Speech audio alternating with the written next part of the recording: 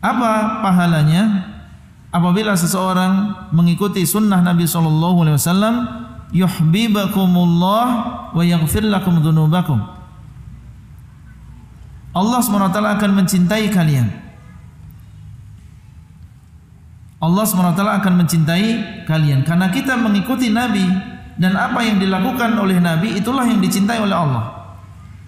Ketika kita mengikuti beliau, akhirnya turun kecintaan Allah kepada diri kita. Yuhibbukumullah, Allah akan cinta kepada kalian. Jadi kalau kita ingin dicintai oleh Allah, caranya adalah dengan mengikuti sunnah Rasulullah SAW. Bukan hanya itu, wa yaghfir lakum dzunubakum, Allah akan mengampuni dosa kalian. Jadi kalau kita merasa diri kita punya dosa, punya maksiat, ya, dan semua kita adalah demikian, kalau kita benar-benar ingin bertaubat kepada Allah, maka hendaklah kita mengikuti sunnah.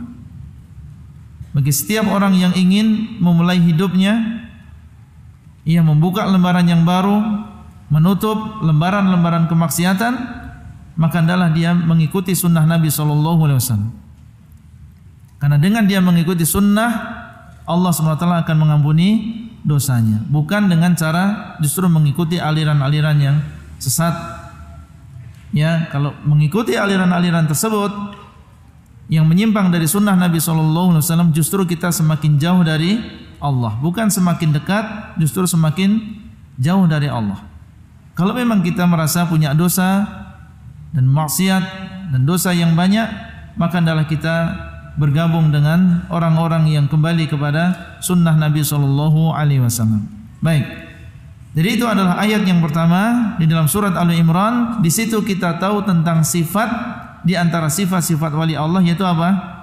Ittiba'u ar-rasul, mengikuti Rasulullah SAW.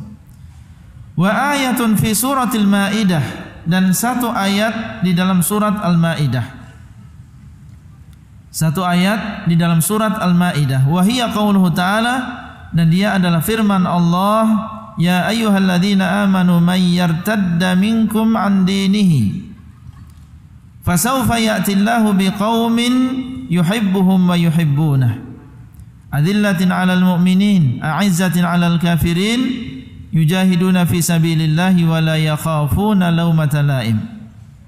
Wahai orang-orang yang beriman, barang siapa yang murtad di antara kalian dari agama Allah.